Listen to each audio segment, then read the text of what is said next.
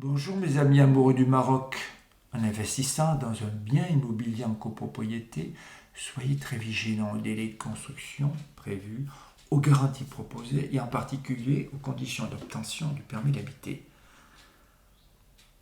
À nouveau, nous allons prendre un exemple à Igloo Paradise, car l'un d'entre nous a acquis une très belle villa avec piscine en 2012, dans la tranche 2, sachant que les 3 tranches du complexe seront achevées et réceptionnées au plus tard en janvier 2015.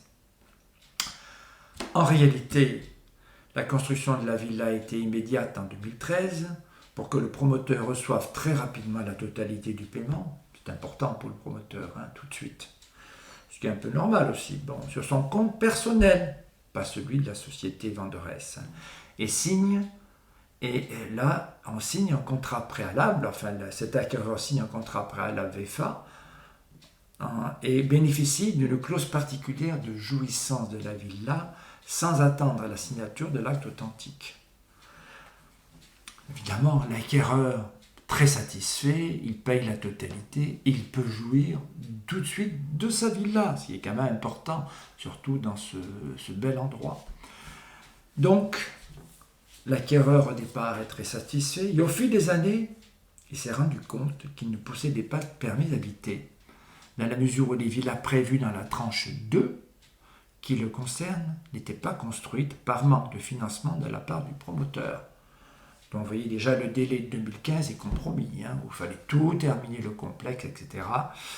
Ça commence à devenir très très douteux au niveau du respect des délais. En conclusion, cet acquéreur a été trompé, abusé par ce promoteur qui a agi tout à fait en bande organisée avec son notaire et l'architecte peu scrupuleux chargé de suivre la construction de tout ce complexe.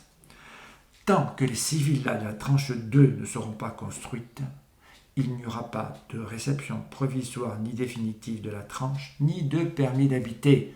Comme vous savez, le permis d'habiter est la condition sine qua non pour pouvoir éclater le titre foncier global du complexe en titre individuel pour cette villa par exemple.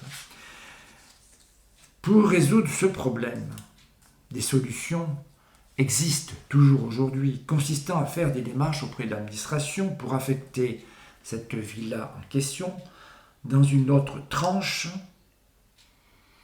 ou dans une tranche existante. Alors, ça peut être la tranche 1 ou la tranche 3. Au lieu de régulariser cette situation, le promoteur harcèle l'acquéreur, lui coupe l'électricité, vous verrez les photos d'ailleurs, puisque il n'y a plus de jardin, plus rien, plus d'arrosage, il faut voir en quel état se trouve la maison aujourd'hui, plus d'électricité, plus d'eau à la limite, pour l'inciter à ne plus venir au Maroc et abandonner ainsi son bien au profit du promoteur qui n'hésitera pas à le revendre. Parce qu'en fait, c'est ça le but.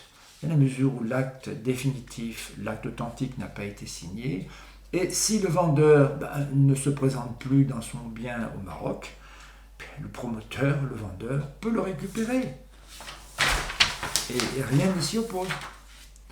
Ne soyons pas inquiets, l'acquéreur a pris toutes les dispositions légales pour faire condamner de tels délits qui nuisent à cette belle image du Maroc. Nous sommes tous solidaires et il est certain que cet acquéreur recouvrera son bien dans la plus grande légalité. Au revoir mes amis, il ne reste plus qu'à faire confiance à la justice. Et tous les dossiers sont en cours, nous en avons une dizaine et croyez-moi que nous les gagnerons tous. Le bon droit est avec nous et la justice également. Merci de votre écoute. À la prochaine vidéo.